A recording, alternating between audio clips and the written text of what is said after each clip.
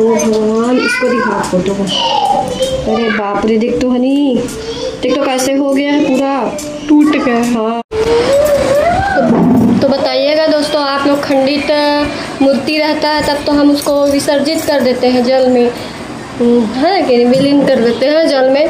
पर जब फ़ोटो या फिर हमारा जो फ़ोटो रहता है कांच वाला फ्रेम वाला, वो वाली फ़ोटो को आप कैसे विसर्जित करते हैं बताइएगा ज़रूर। मुझे तो अपने भगवान जी से, अपने घर में रखे मूर्ति से, अपने घर में रखे फ़ोटो से इतना लगाव हो जाता है कि मुझे तो विसर्जित करने में भी दुख लगता है। मेरे को बार बार खांसी सर्दी बुखार हो रहा था तो हम लोग उसको लेके हॉस्पिटल गए थे, क्योंकि दवाई ववाई पीती नहीं है तो फिर भी सब क्या करें, दवाई पिए चाहे ना पिए हॉस्पिटल तो ले जाना ही पड़ेगा। फिर बोले चलो कुछ खा लेते हैं, उसको भी खिला देते। तो इडली खाऊंगी बोली तो हम लोग इडली के ले पे रुके भैया के यहाँ, इडली खाए। तो बहुत तेज भूख भी लगी थी, लोग बहुत परेशान कर रहे थे तो मैं सुबह का नाश्ता भी नहीं बनाई, तो अच्छा बना के दिए थे इडली। फिर राधे कृष्णा भी बहुत अच्छे से खाई, उसे भी भूख लग रहा था क्योंकि हम लोग नाश्ता नहीं बनाए हुए थे सुबह सुबह। फिर नाश्ता करके हम लोग अपने सखा से निकल पड़े थे हॉस्पिटल जाने के लिए। तो थोड़ा सा ही दूरी पे था हॉस्पिटल, कोई खास दूरी पे नहीं था। हम लोग हॉस्पिटल पहुंच गए थे तो अपने नंबर आने का वेट कर रहे थे, क्योंकि हम लोग लेट से आए थे तो भीड़ भी हो गया था, तो बैठे हुए थे तो हमारा नंबर आएगा। थोड़ी देर बाद हमारा नंबर आया। डॉक्टर को बताया कि ये दवाई नहीं खाती है, सिरप पीना ही नहीं चाहती है, आओ जबरदस्ती तो उल्टी कर देती। तो डॉक्टर उसे समझा रहे थे कि नहीं बेटा, अगर तुम सिरप नहीं पियोगे तो फिर इंजेक्शन लग जाएगा। उधर से हम लोग कुछ सब्जी भाजी भी लेते आए थे, पुदीना पत्ती वगैरह, खीरा है, ये सारी चीजें ले आए। मैं सारा चीजें फ्रिज में धो के जमा रही थी। जमाने के बाद खाना भी बनाना था तो इसके पापा बोले नहीं रहने दो, अभी खाना वाना नाश्ता तो कर लिया। तो फिर मैं बोली ठीक है करके फिर हम लोग खाना भी नहीं बनाया और दोपहर हो गया था, 12-1 बज रहा था। फिर हम लोग सो गए। कोई बहुत तेज बुखार था तो जल्दी सोने के लिए जिद कर रही थी, मम्मा सोऊंगी, मेरे को सुला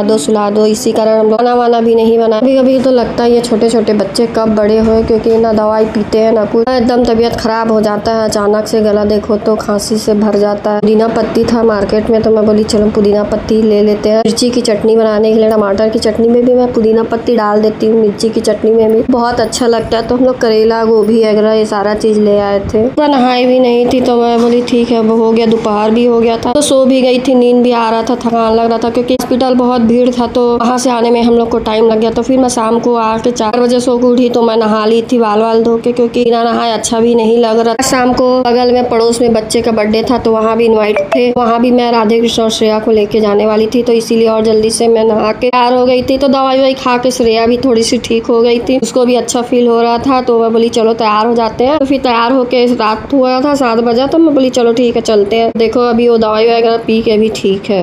हाँ तो एकादशी का मैं उपवास भी रखी थी, उपवास रूम भी पूरी तरीके से फैला हुआ था। फिर लोग रात को घूमने जा रहे थे, मेरे को भी बोले चलो मम्मा आप भी चलो, तो मैं बोली नहीं बेटा मैं थक गई हूँ, मैं नहीं भी जाने बोले, पर मैं बोली मैं नहीं जाऊंगी बेटा, क्योंकि पूरा घर भी फैला हुआ था, घर भी पूरा साफ सफाई करना था, क्योंकि अब पूजा वूजा किए तो पूजा रूम भी पूरा फैला हुआ था। तो मैंने पूरा घर साफ किया। उन लोग बोली चले उन लोग जा रहे हैं तो कम से कम घर का सफाई, क्योंकि बच्चे लोग रहते हैं तो घर का सफाई भी नहीं हो पाता। सारा सामान मेकअप वेकअप का सारा सामान फैला हुआ था, तो मैंने बोला चलो पहले सारा सामान वामान जमाई। फिर मैं बोली चलो अभी आए नहीं है तो थोड़ा सा वीडियो बना लेती हूँ। फिर मैंने जल्दी जल्दी पूरा मेकअप का सामान को इधर उधर कर देते, पूरा फैला देते।